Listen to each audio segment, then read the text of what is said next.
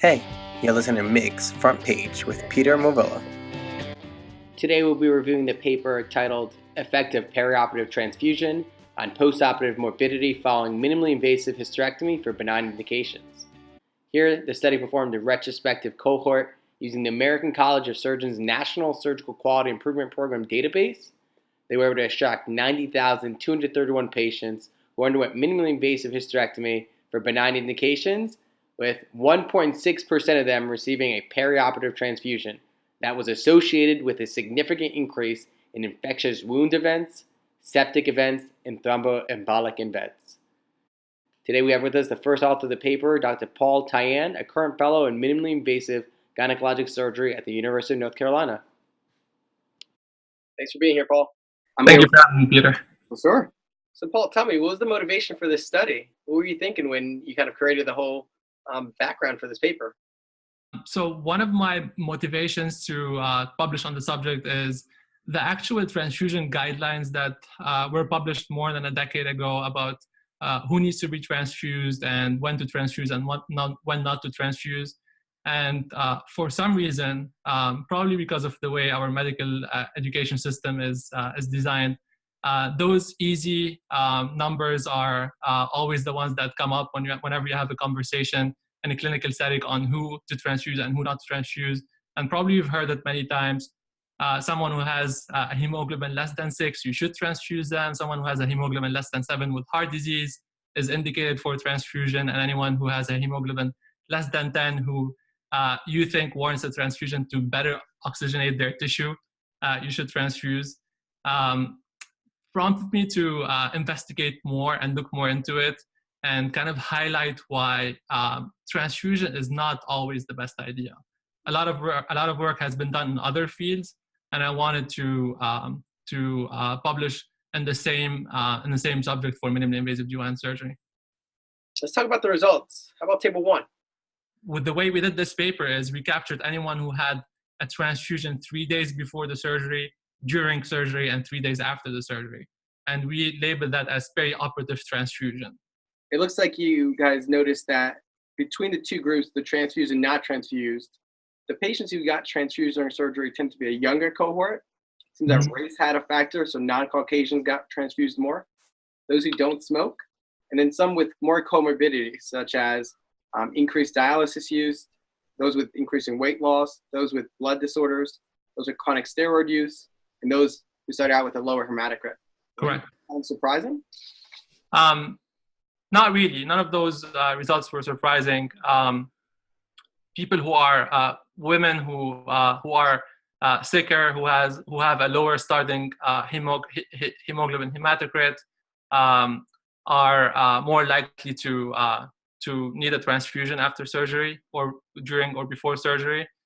As you can see here, we went through every single variable that the NSQIP collects to include everything that would be considered as a confounder, anything that could be interesting to the reader. And we came up with table 1.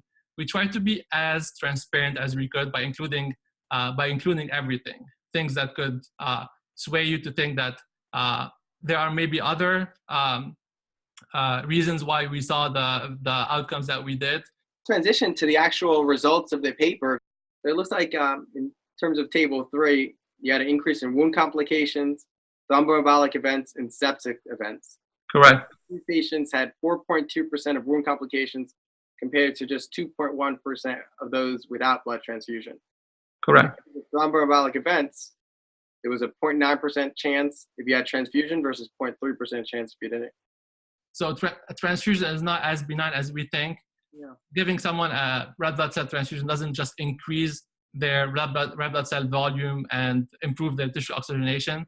There's a lot that goes into it. I mean, whenever we counsel our patients in clinic about transfusion, we tell them the risk of infections. If you want to be really specific, you talk about AIDS, Hep B, and Hep C.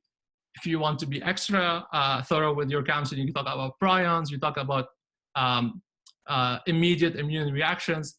But actually, it's much more profound than that. So you transfuse someone and you think that they just got the extra volume of red blood cells, but that's not the case. You acutely suppress them. You suppress them for the post-operative recovery, and then you immune suppress them for the long term. So this is why, sorry, this was a bit lengthy, but this is how we came up with the idea of looking at the infection rates, sepsis, and post-operative infections, and looking at DVT because of the pathophysiology that goes into clotting after surgery that's disrupted by a transfusion. And it looks like table 4 was a multivariate logistic regression that shows the adjusted odds ratio. What were some of the things you noticed from there? Wound complications when you're talking about superficial, deep surgical site infections, organ space infections, 1.96 for patients who were transfused. Thromboembolic events for those, I think we included deep vein thrombosis, PEs, and CVAs. And for sepsis event, it was anything that came back positive for sepsis or septic shock. And all those were outcomes within 30 days of surgery. Okay, Paul, we have a clinical scenario here for you. We have a 32-year-old G3P3 with a known history of fibroids who's coming for a pre-op counseling appointment before a scheduled total laparoscopic hysterectomy with bilateral salpingectomy. It's planned in 2 weeks. You just got a pelvic ultrasound that showed a 14-centimeter uterus in the largest dimension, and a complete blood count just showed a hematocrit of 25.2.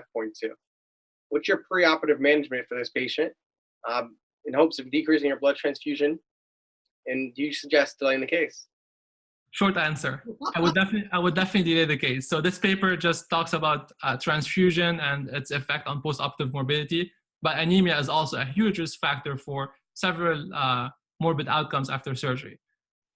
We are in a very special field because the vast majority of our surgeries are done in the non-emergent setting. If you look at big databases and you try to exclude the hysterectomies that were done in an urgent or emergent setting, they would come up less than 1% in every single data that you run.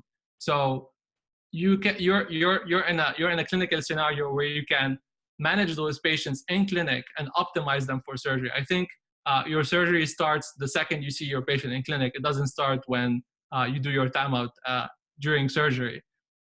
There are two things that I would do for a patient that comes to my clinic with similar clinical findings, and we do this on a regular, I'm going to say almost daily basis. It's a twofold approach. The first one is you need to suppress their bleeding, and we're very effective in as gynecologic surgeons or gynecologists in effectively stopping someone from having severe bleeding that would cause them to be anemic.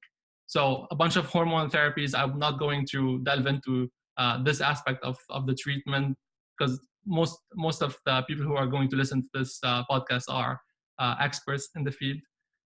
But for the other part, which is the anemia correction part, I think we have extremely effective methods in increasing someone's hematocrit in a very short period of time, such as IV iron, for example.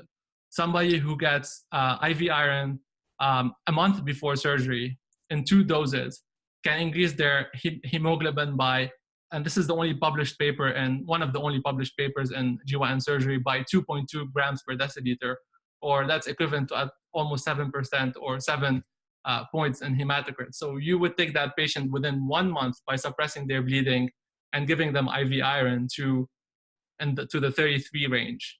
And I think at this point, you're at a much better place to have that patient optimized for surgery. I don't see any reason to rush someone to go to the operating room, even if the patient is anxious about getting her surgery as soon as possible. I think a detailed conversation and a counseling session that goes into the risk and the benefits. Now it's data driven. We have some data to highlight the risk of a transfusion. Would helpfully sway them in waiting for at least 2 or 3 more weeks. In your paper, you said that the U.S. spends about $3.1 billion annually on blood transfusions, and that might be one of the most overutilized treatments based on kind of what you're discussing right now. Besides just some clinical implications that your paper have, it might also contribute to decreasing the waste that we do in our healthcare system. Savings. You would have someone argue that giving an IV iron infusion expensive, and it's not a warranted expense that you're adding on the patient. But transfusions are also really expensive. And I think this number that I quote here in the paper just looks in a very close-minded, narrow setting at the cost that we incur just by transfusing. I don't think, or actually there's some work on the costs that are incurred by the morbidity associated. It's a snowball effect, and it's better practice. If you prevent one morbidity, it's worth it.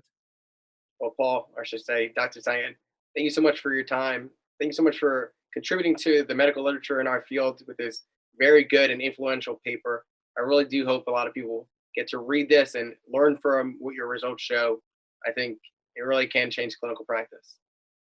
Thank you, Peter. Thank you for the great work you're doing. Just getting this very helpful information to people who are interested.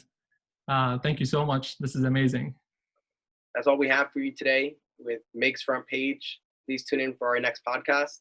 And I hope you enjoyed learning everything with us today. Goodbye.